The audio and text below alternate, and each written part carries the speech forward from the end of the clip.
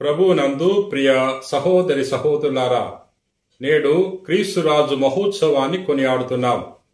ఈరోజు మనం ధ్యానం చేసుకునే సువిశేషము లూకాసు వార్త 23వ అధ్యాయము 35వ వచనం నుండి 43వ వచనం వరకు.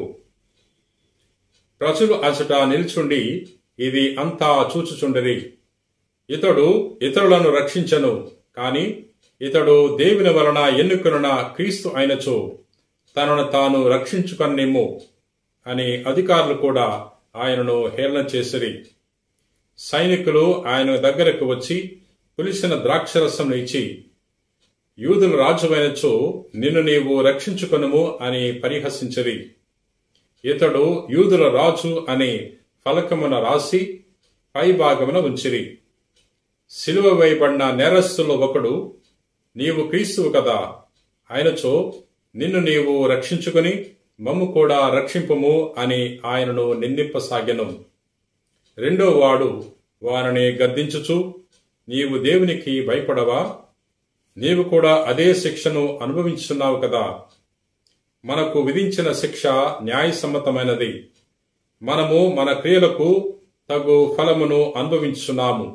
కాని ఈయన ఏ తప్పిదము చేసి ఎరుగడు అని పలికి యేసు వంక తిరిగి, యేసు, నీవు నీ రాజ్యములో ప్రవేశించినప్పుడు నన్ను జ్ఞాపకముంచుకొనుము అని విన్నవించెను.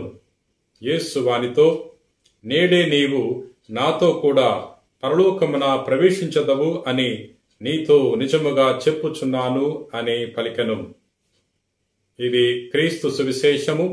క్రీస్తువా, మీకు స్తుతి కలుగునుగాక. నేడు యేసుక్రీస్తు ప్రభువును రాజుగా ఆరాధిస్తున్నాం. యేసు ప్రభు రాజు, రారాజు, ప్రభువులకు ప్రభు.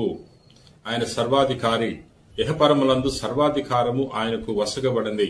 సమస్త నామముల కంటే ఘనమైన నామాన్ని తండ్రి దేవుడు తనకు దయచేసి ఉన్నాడు. ప్రియ సహోదరి సహోదరులారా, యేసు ప్రభు రాజని లూకాసు వార్త 1వ అధ్యాయంలో చదువుకుంటున్నాం. గాబ్రియలు సన్మనస్కుడు మరియ మాతకు మంగళవార్త చెప్పినప్పుడు ఈ విధంగా తెలియజేస్తున్నాడు.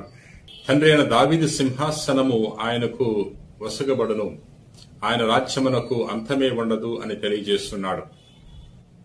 నెట్ సువార్తలో పిలాతు యేసు ప్రభువును ప్రశ్నిస్తున్నాడు. నీవు రాజువా అన్నప్పుడు, నేను రాజునని నీవే చెప్పుచున్నావు అని ప్రభు తెలియజేస్తున్నాడు. కానీ ప్రభు యొక్క రాజ్యము ఈ లోక సంబంధమైనది కాదు. ప్రభు యొక్క రాజ్యము పరలోక సంబంధమైనది. ప్రియ సహోదరి సహోదరులారా, ఈ లోకములో అనేక మంది రాజులు, చక్రవర్తులు పరిపాలించారు. వారందరూ కూడా కాలగర్భంలో కలిసిపోయారు. ఎందుకంటే ఈ లోకములో పరిపాలించిన రాజులు తమ స్వార్థం తాము చూసుకున్నారు. తమ స్వలాభం కోసం, తమ సుఖము కోసం వారి పరిపాలన చేశారు గాని నిస్వార్థ బుద్ధితో పరిపాలన చేయలేదు. అందుకని ఈ రాజ్యాలన్నీ కూడా కూలిపోయాయి. కానీ యేసుక్రీస్తు ప్రభు యొక్క రాజ్యము నేటికి కూడా వ్యాప్తి చెందుతుంది. ఎందుకంటే యేసు ప్రభు యొక్క రాజ్యము ప్రేమతో నిర్మింపబడింది. ఆయన ప్రేమతో రాజుగా పరిపాలిస్తున్నాడు. ప్రియ సహోదరి సహోదరులారా, మన హృదయ సింహాసనం మీద ఆసీనుడై ప్రేమతో ప్రభు మనల్ని పరిపాలిస్తున్నాడు. ఈ లోక రాజులు తమ స్వార్థము కోసం ప్రజలను బలి చేస్తూ ఉంటారు.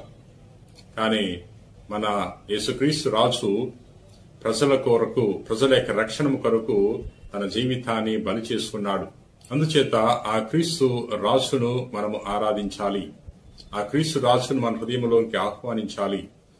ఆ రాజు పరిపాలించే రాజ్యములో మనందరూ కూడా పౌరులుగా అర్హత పొందుకోవాలంటే ఆ క్రీస్తు రాజు యొక్క బోధలు ఆలకించాలి.